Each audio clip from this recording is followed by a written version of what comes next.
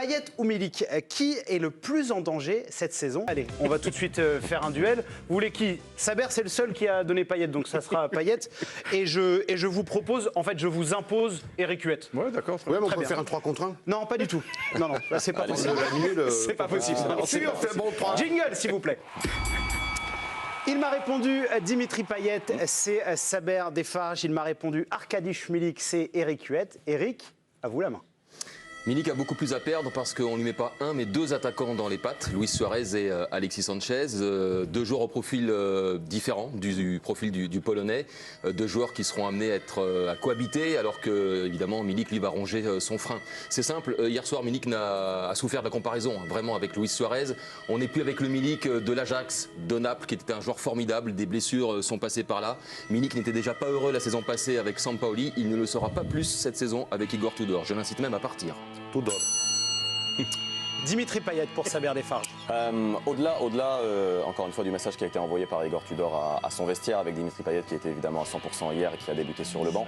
D'un point de vue sportif, encore une fois, Igor Tudor prône un jeu vertical, un jeu avec un pressing incessant. Dimitri Payet n'a plus vraiment ces qualités-là. Aujourd'hui, à 35 ans, ce n'est pas vraiment le profil aujourd'hui qui assied parfaitement à ce modèle-là. Tu parlais tout à l'heure de Luis Suarez. Je pense qu'un Luis Suarez, même un Alexis Sanchez par exemple, peut jouer en fait à sa place. Je vois même 3 voire 4 joueurs qui peuvent jouer dans cette position. Milik, lui, est le seul finisseur de cette équipe. 5 dixièmes pour vous, Eric? Pour les deux d'ailleurs.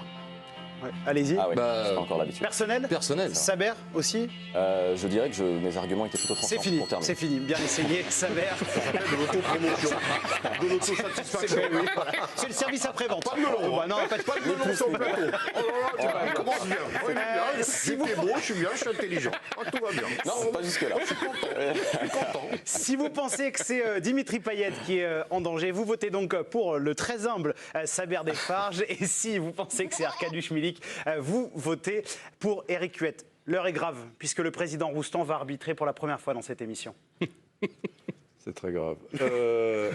Comme ça, a priori, tu as le sentiment que les deux sont en danger, en fait. Donc, quel est le plus en danger, dans un sens, pour les arguments qu'ont donnés Eric et Saber.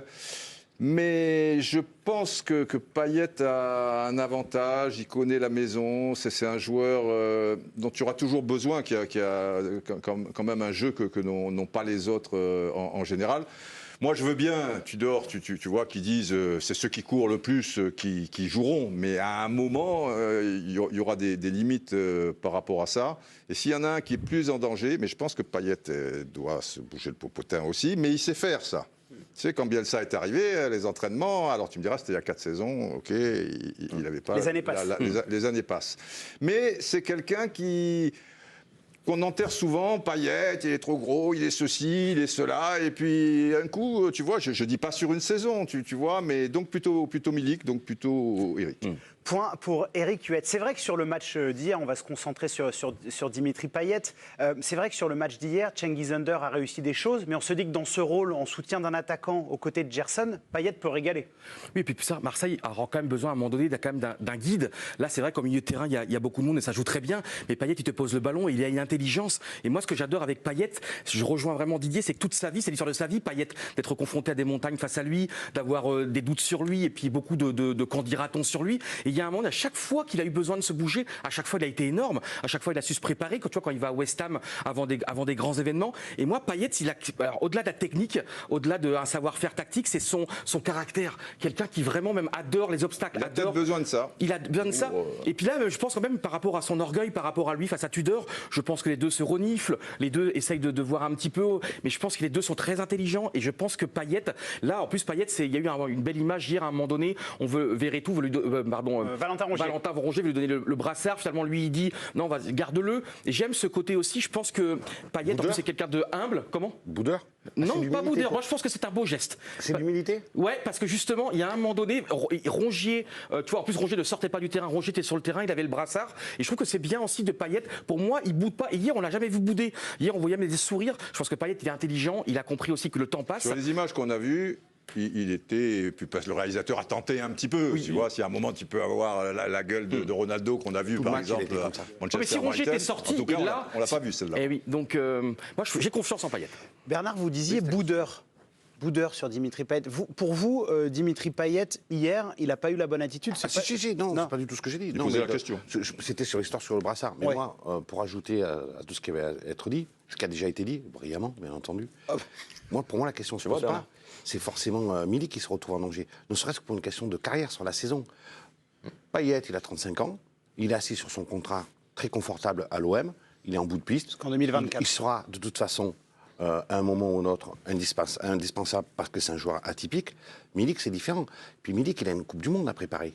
Imaginez que Milik, il se retrouve, si Alexis Sanchez arrive, et je pense qu'il va arriver, sur le banc, Fin de semaine, en visiblement. disgrâce, a plus trop joué. Lui, il a des échéances court-termistes très brèves. Ça, tu vois Alexis Sanchez en fait numéro 9. Moi, c'est ça la question que je me Moi, posais justement. Dans le système de Tudor, je suis pas certain oui. qu'Alexis Sanchez Oui. jouera en fait en pointe. Oui, mais moi, je ne suis pas sûr que Milik jouera beaucoup. Et pardon, Eric, Jérémy, allez-y, allez-y. je pense qu'il peut y avoir également un schéma qui peut s'adapter au fil des matchs, au fil des compétitions. Donc, c'est vrai que Payet a 35 ans, donc ne peut pas être titulaire à chaque rencontre. Il va y avoir la Ligue des Champions, il y a le championnat. Il fera tourner. Je pense que Luis Suarez et je disais tout à l'heure, ils sont amenés à être complices sur le terrain, à être complémentaires et à cohabiter parce que je pense que les deux peuvent jouer ensemble. Tu peux très bien mettre un Gerson qui est amené à évoluer finalement au poste de Payet, à créer le jeu. Il peut très bien évoluer derrière et Luis Suarez et Alexis Sanchez. Je dis pas que ça va être le cas. donc pousser Je dis que ça peut Dimitri être une Payet sur le banc. possibilité. Ça peut être une possibilité Ce que quand tu tu dis, connais c'est un pas petit bon pour Payet. Bah oui. Non, mais C'est pas bon pour Milik non plus. c'est pas non, mais ça pour Milik, je pense. Et quand je l'incite à partir, c'est parce qu'il a effectivement une place à jouer pour la Coupe du On Monde. va poursuivre ce débat qui vous passionne, ça se voit, vous avez des yeux passionnés, ça me plaît, restez bien. Non, pas fatigué, vous êtes en pleine forme Bernard. Restez bien pour la suite de l'équipe du soir, on continuera à parler de l'Olympique de Marseille. Une petite information de vous, Saber Defarge, qui parle d'Alexis Sanchez qui serait en approche direction la Canebière. Exactement, à l'instant, confirmation que ça avance très bien pour Alexis Sanchez. L'Olympique de Marseille a bon espoir pour que ça se fasse effectivement cette semaine. Il est en train d'avancer avec l'Inter, c'est ça en fait qui était effectivement bloquant. Ils ont quasiment trouvé Résilier le un contrat. accord pour résilier effectivement le contrat avant qu'il n'arrive à Marseille cette semaine. Marseille en tout cas est aujourd'hui plus confiant pour que ça se fasse, si tout va bien, cette semaine. Merci beaucoup, Saber, pour cette information. Donc, Alexis Sanchez qui arrive à l'Olympique de Marseille. On aura bien évidemment l'occasion d'en reparler toute la semaine dans l'équipe du soir. On était sur pour jouer avec Arkadiusz Milik. Milik et Dimitri Payet. Sur le match d'hier, Bernard, quand on voit le match des Pistons, Tavares et Klose, on se dit quand même que si Milik reste un joueur de surface, il peut faire un malheur à l'OM. Oui, il peut faire un malheur. Maintenant, moi, la question que je me suis posée en regardant le match hier soir, c'est savoir si ça va tenir. Parce que c'est énergivore. Ça m'a fait un peu penser au début de Bielsa, où il y avait un système de jeu qui était incroyable, mais qui demandait une débauche d'énergie extraordinaire.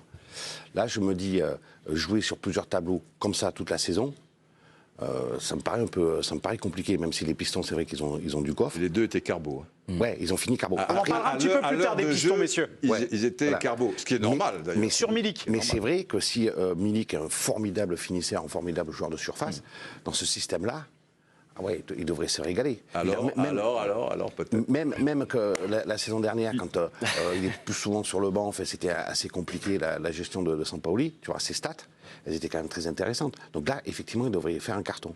Mais est-ce qu'il va jouer? Est-ce qu'il va jouer? Et surtout, c'est sûr, et surtout, si je peux me permettre, est-ce qu'il va rester?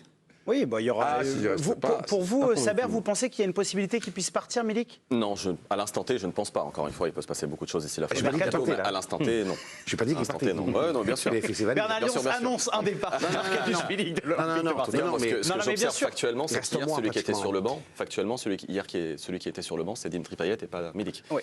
Puisqu'on parle Oui, d'Arkadiusz c'est quand même un match. Milik, il a été remplacé à l'heure de jeu par une des recrues, c'est Luis Suarez. Je vous propose de revoir les deux buts de l'attaquant colombien arrivé en provenance d'Espagne. Là, c'est un centre raté de Jonathan Klose et il reprend du gauche dans le but vide. C'est vrai que hier, Eric, sur ce qu'ont fait les attaquants de l'Olympique de Marseille, Milik et Suarez, Milik avait beaucoup plus de difficultés à repartir faire l'appel en profondeur. On a tout de suite vu que Suarez, lui, aimait tout de suite prendre de l'espace. C'est pas le même profil. C'est vraiment deux profils différents. Après, avec Milik, je pensais aussi, parce que tout n'est pas jeté dans sa prestation, c'est-à-dire qu'il a pas mal couru pour essayer d'ouvrir des espaces, pour descendre un petit peu, pour essayer de participer au jeu. Mais ce qu'on attend de lui, c'est qu'évidemment, il se mette en position de frapper, de tirer. Il y a zéro tir à son actif. Zéro. Donc, Après, c'est pas la même configuration aussi. Quand Milik est sur le terrain, l'OM, moi, je veux bien qu'ils soient contre-pressing, tout ce que j'entends, etc. et tout, mais ils ont quand même le ballon, ils font le jeu, et les Rémois, ils prennent pas un risque. Donc, au niveau espace, il n'y a pas les mêmes espaces qu'a eu Suarez, celui de la 94e minute, et même sur le but, ils sont 5 dans la surface, et les Rémois, ils sont quand même un peu affolés. Et les défenseurs sont fatigués. Et les défenseurs sont fatigués, et lui, il est frais. Donc, sur la comparaison, vous mettez un bémol. Faut attendre, faut les voir dans la même configuration. Ce sont deux buts assez faciles. Le deuxième est encore plus facile que le premier. On sait que c'est un joueur qui a pas mal de déchets. En tout cas, à Grenade, c'était le cas. C'est un joueur qui se dépense énormément. Ça, c'est ce qui plaît évidemment à Igor Tudor. Mais ce qu'on lui demande avant tout, c'est un attaquant, c'est de marquer. Sur la gestion du cas Dimitri Payet, il est évidemment indispensable dans le vestiaire. Tudor ne peut pas non plus se priver sur le long terme de Payet, sinon il va avoir le feu dans son vestiaire. Oh, mais Tudor, hier, franchement, j'ai adoré. Il est allé au bout de son idée. Il était quand même vraiment limite sur la sellette par rapport au peuple marseillais. N'oublions pas, il y a une semaine, c'était le match contre le Milan AC, le Vélodrome qui siffle. Hier, quand même, son accueil au début du match. Il est sifflé avant la rencontre. Il est sifflé, et là, il prend ses responsabilités, il sort Payet. Et moi, j'ai beaucoup aimé Tudor hier sur le. Tu vois comment il a guidé son équipe. Moi, j'adore les entraîneurs comme Simeone. Ils sont là et ils sont vraiment présents. Il est au milieu de ses joueurs et c'est pas de la com. Et il parle à l'un et il parle à l'autre. Il guide. Et moi, je pense que Tudor hier, ce qu'il fait, c'est très très fort. Tu laisses Payet sur le. D'ailleurs, il avait pensé laisser Guendouzi finalement sur le banc. C'est Payet qui est sur le banc. Et moi, Tudor, peut-être que ça marchera pas. Peut-être qu'il ira pas au bout. Mais au moins, tu vois, c'est quelqu'un qui ne subit pas la situation. Même il apprend la situation entre les mains. Et c'est maintenant, vous m'écoutez, vous me regardez. Ça marchera, ça marchera pas. C'est vrai et j'apprécie beaucoup ça. Le mec, il est pas dans la com parce que. On l'a vu sur la pause fraîcheur dans la première période. Quand tout le monde se réunit et qui parle, on avait l'impression d'avoir un entraîneur de basket en train de donner ses consignes et des entraîneurs, pour ceux qui suivent un peu le championnat de France de basket. Et, je vais évidemment parler de la Roca Team de Monaco. Zvezdan Mitrovic, quand il s'adresse, pourquoi carton jaune? Non, c'est totalement immérité. Roca Team dans un thème de Marseille, alors qu'on est sur du foot, pas du tout. Là, c'est de la pub. Vas-y. Et donc, Roca Team. Des entraîneurs comme Mitrovic, comme Tudor en foot, de la manière dont ils parlent, ils engueulent tout le temps les joueurs. Et c'est le ressenti que j'ai eu quand il a pris 2-3 Marseillais hier soir à la première pause fraîcheur. La manière dont il s'adressait à eux, c'était pas que la pause fraîcheur, c'était tout le match. J'étais au stade hier, tout le match, il a pas arrêté. J'ai bien vu, il était souvent en dehors de sa surface. Est-ce que ça va poser un problème à un moment? Ça peut poser un problème. C'est sûr que... Et c'est pas dit que les joueurs français, on peut rien leur dire et tout, quoi. C'est, voilà, te faire gueuler dessus, tu vois, à longueur de champ. C'est Gerson hier qui pour le coup, c'est pas un joueur français qui était. Mais Didier, est-ce que tu trouves que se faire engueuler? Moi, je trouve au contraire, il a vraiment cette envie. Non, il faut qu'on le comprenne. Ouais. L'entraîneur de Limoges était comme ça, je crois, puisqu'on est dans le basket, mais du grand Limoges. Non, mais c'est vrai, les entraîneurs yougoslaves ou des choses comme ça. Moi, si j'étais joueur, Didier, tu vois, moi, ça me donnerait quand même de l'énergie de voir ton coach qui est là. Je trouve qu'il te donne énormément. Mais après, on parle pas des sifflets du début de match, bien sûr. Parce que je vois pas de thème les sifflets, parce que c'est exceptionnel. On en dira. C'est très rigolo aussi parce que maintenant tout le monde dit mais j'ai pas sifflé, j'ai pas de truc, tu vois, c'est comme Adrien Forbach, tu vois, ils ont tous vu. Il y avait 434 mecs. Ah bon, Adrien, vas-y. Allez, Adrien, réaction de Igor Tudor sur Dimitri Payet. Il n'est pas forcément dans la communication, mais il sait choisir ses mots, Igor Tudor, comme au micro de Prime Video juste après la rencontre. Ce qu'il disait, c'est un joueur important, c'est notre capitaine, c'est un choix, il n'y a rien. La saison est longue. Il y a encore beaucoup de matchs. Merci beaucoup, Adrien. Alors, on va faire une petite parenthèse, puisqu'on est sur le thème d'Igor Tudor. C'est la magie de la télé, on peut se permettre certaines libertés. C'est pour ça qu'on aime l'équipe du soir. Aussi, on rappelle donc qu'à l'annonce du speaker, il y a les 11 joueurs de champ, et ensuite, il y a le coach qui est annoncé dans le stade. Et là, c'est bronca de tout le stade Vélodrome. Il n'y a pas, peut-être pas une personne, mais en tout cas l'immense majorité qui a sifflé Tudor, alors qu'il n'y avait même pas eu encore un match officiel. Y compris toi. Non, j'ai pas sifflé, mon cher Bernard. Après, il y a l'effet de foule, quoi. Je veux dire, le gars à côté de toi et truc, toi, qu'est-ce que tu veux? Mais ça vous a choqué? Tu n'as pas de personnalité, tu es un demeuré, donc tu fais pareil, tu fais pareil, tu fais pareil. Didier, ça vous a choqué? Pas de match officiel déjà sifflé? Mais évidemment que ça m'a choqué, mais c'est n'importe quoi. Mais là où je me marre maintenant, c'est que comme il y a eu le match que l'on sait et la victoire. Après, ça peut vite se retourner, tout ça. Je vois partout sur les réseaux sociaux, j'ai entendu des gars à la radio dans des émissions spécialisées, tout, c'est un scandale, pourquoi siffler? Mais on n'est pas des fadas, trucs, ils sont cons, les mecs qui sifflent, tout ça et tout. Alors certains sont peut-être sincères dans le lot, mais à écouter tout le monde aujourd'hui, il ne fallait pas siffler, les mecs qui ont sifflé, c'est des crétins. Mais il y a quand même 45 000 mecs qui ont sifflé, tu vois? Et à les écouter, je suis sûr que si demain tu dis, tu as sifflé toi? Je n'ai pas sifflé. J'ai sifflé, et tu fais les 45 000, il n'y a personne qui a sifflé, tu vois? Et tout le monde était à Forbach. Donc c'est n'importe quoi, c'est ridicule. Hein, Et tout le monde était au match contre Forbach. et tout le monde était au match contre Forbach. Le OM Forbach qui se joue à Luvonne, enfin, pour l'histoire, il y a très longtemps. Tout le monde dit qu'il était en deuxième division, l'OM était à la rue, si tu veux. Tout le monde dit qu'il était à ce match capital, alors qu'il y avait 434 personnes. Mais tu vas n'importe où à l'OM. 474. Ou 474. Tu vas n'importe qui, je veux dire, de cette génération à l'OM, j'ai été contre Forbach. Évidemment, j'étais contre Forbach. T'es fou, toi, machin ou quoi. Je dis, putain, mais Après, c'est grand, c'est 434. Merci pour cette parenthèse historique, mon cher Didier. Il y a quand même deux choses qui sont assez étonnantes de la part du public, et marseillais et lyonnais. Cette espèce de défiance depuis une décennie contre les entraîneurs. Je veux dire, parce qu'on a l'impression qu'on idolâtre aujourd'hui Sampaoli pour mémoire. Ça s'est pas toujours très bien passé. Ah bah non, il y avait même des banderoles, ils demandaient à ce que Milik soit titulaire. Ils étaient en guerre contre Avec Sampaoli. Didier Deschamps qui a ramené quand même Marseille sur la voie du succès, ça s'est pas très bien passé. Il y a eu la parenthèse enchantée, c'est vrai, avec Bielsa. Et tu regardes à Lyon, et Guéret, ouais. Et à Lyon, ça a été la même chose avec Claude Puel, ça a été la même chose avec Bruno Genesio, qui était pourtant du Sérail. Peter Bosz, ça se passe pas très très bien non plus. Je sais pas, ces deux publics, moi je suis quand même stupéfait. Et vraiment, le point culminant, c'est ces sifflets. Il n'a pas commencé. Exactement. Il a un délit, un déficit d'affect. Ça, c'est assez incroyable. Moi, j'avais jamais vu ça. Hein. Jamais. Pourtant, vous avez une très très longue carrière. Mais moi, j'ai jamais vu un entraîneur qui arrive et qui, avant le premier match, soit sifflé comme Et ça. au bout d'un mois, parce que ça Sauf s'il y a un précédent, si tu veux. Ah oui. C'est un entraîneur, tu vois. Oui. Rudy Garcia à Lyon, qui était à Marseille. Voilà, Rudy Garcia, on peut supposer qu'un Brian Clough, quand il va à Leeds, si tu veux. Oui. Bon. Mais là, en l'état actuel, Tudor, il n'y a pas de relation. Tu vois, il n'a pas frappé à Marseillais un jour, il n'a pas marqué 3 buts contre Marseille, fait un doigt d'odeur au Vélodrome. Enfin, tu vois, il n'y a pas de précédent. C'est incroyable. Mais moi, Didier, pourquoi j'aime beaucoup moins le foot qu'avant, qu'il y a 20 ans ou 30 ans, c'est qu'aujourd'hui, s'il y a une telle folie du système foot, c'est que le moindre match amical est diffusé, même diffusé sur des grandes chaînes. Et donc, Marseille, ils ont 4 jours d'entraînement, il y a un match amical, c'est déjà diffusé. C'est pas un match amical. Comment ? Il faut rappeler, c'est pas un match amical. C'est face au un Milan. match de préparation. Ouais. Oui, match de préparation. c'est Oui, voilà, pas du tout la même chose. non, mais au contraire, je vais dans ton idée. pas du Et donc, tout la il même joue chose. contre Norwich, Ah non. il joue contre le Milan AC, comme le grand Milan AC, t'as vu, c'est quand même qui a été champion. d'Italie. Et donc, le problème, c'est, tu vois, Vélodrome, 60 000 personnes. Mais des matchs de préparation, on s'en fiche de les gagner ou de les perdre, tu vois. Et aujourd'hui, c'est diffusé. Et même nous, d'ailleurs, on contribue. Et c'est très bien. Mais on fait 53 milliards d'émissions. Alors, vous avez vu le match contre Norwich, c'était comment? Mais les mecs, ils s'entraînent, ils ont fait des Maintenant, je séances pose la question. Et le pour ceux problème, qui c'est que c'est disent, trop. faut pas siffler, faut pas tati patata. Si hier, Reims, comme il y a le premier match de la saison, il y a 2-3 saisons, gagne 2-0, qu'est-ce qui se passe? Alors, avec Payet remplaçant, avec les sifflets C'est ou le quoi. feu. Tu crois que tous les gens qui disent fallait pas siffler, fallait machin ou quoi, ils vont dire fallait pas siffler.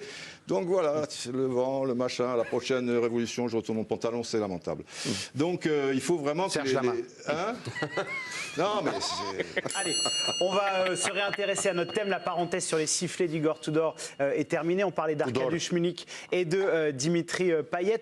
Pour revenir à l'attaquant polonais, bon, pour l'instant, il est là, il est bel et bien dans l'effectif de l'Olympique de Marseille. Est-ce que vous ne pensez pas que la carte Coupe du Monde qu'a activée Bernard, Eric, ça peut l'aider à avoir un surplus de motivation? Parce que par moment, on a l'impression qu'il est un peu ailleurs, Milik. Ce qui peut l'aider, c'est de jouer. Hein. C'est pas justement en rangeant son frein sur le banc, à se demander quand est-ce que je vais rentrer. Il a besoin de temps de jeu, comme pas mal de joueurs qui, évidemment, militent, et non pas militent pour une place en convocation, en sélection. Merci.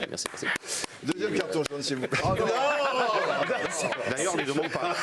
Alors Tu prends un carton jaune pour avoir Non, parlé bah, de c'est terrible. Non. J'aurais pu citer l'entraîneur actuel de la Roca Team, Obradovic. Allez, Un jeu moyen, c'est... Non, il a besoin de jouer avant tout. Il a besoin de jouer. Je suis pas sûr que... Et c'est pour ça que je pense, avec son entourage, ses proches, de lui dire peut-être que tu as besoin d'aller voir un autre club pour essayer d'avoir ta place toujours en sélection. Parce que là, franchement, ça va s'assombrir sur l'académie. Éric Durocher, de mémoire, il avait raté l'Euro. Oui, sur bien sûr. blessure. Blessure. À son âge, tu rates quand même un Euro qui est une compétition importante. Là, tu as une Coupe du Monde, tu n'en auras pas 40 d'occasions comme ça. Il a 28, Milik, si oui, je c'est me pour trompe ça. Donc 28, Ouais, moi, sa place, je resterai parce qu'il y aura la Ligue des Champions qui va arriver très vite. Il y a beaucoup de matchs. Et franchement, alors oui, il y a Suarez, Alexis Sanchez, très certainement. Mais pour moi, il y a un moment donné, ce jeu demande tellement d'efforts et tout. Il y aura des changements durant les matchs. Et même si tu as mis Milik qui a été titulaire ce week-end, donc il est quand même, tu peux présent. Tu peux ajouter Cédric Bakambu aussi. Ouais, mais qui il va pour avoir moi, du temps de peut-être jeu. dans la hiérarchie. Mais même s'il est remplaçant, même si Milik est remplaçant, moi je pense vraiment que ce Marseille-là, au moins en début de saison, va avoir des tonnes d'occasions, va y avoir des centres. Et Milik, il y a un moment donné, il n'a pas perdu son flair, il n'a pas perdu son génie du placement. Ce qui est fou, Johan, c'est qu'on se pose la question sur Milik, alors qu'on devrait se poser la question sur Bamba Dieng, parce que franchement, ce joueur... Qui n'était pas sur la feuille. Voilà, c'est un gros gâchis. On sait pourquoi, parce que c'est une valeur marchande. Exactement. Et que Pablo Longoria et Franck McCourt ont besoin d'argent pour qu'ils enfouent les caisses. Mais honnêtement, je ne comprends pas d'ailleurs avec le profil qu'il a, un profil idoine pour le jeu voulu par Igor Tudor, que Bamba Dieng ne soit pas dans l'équipe.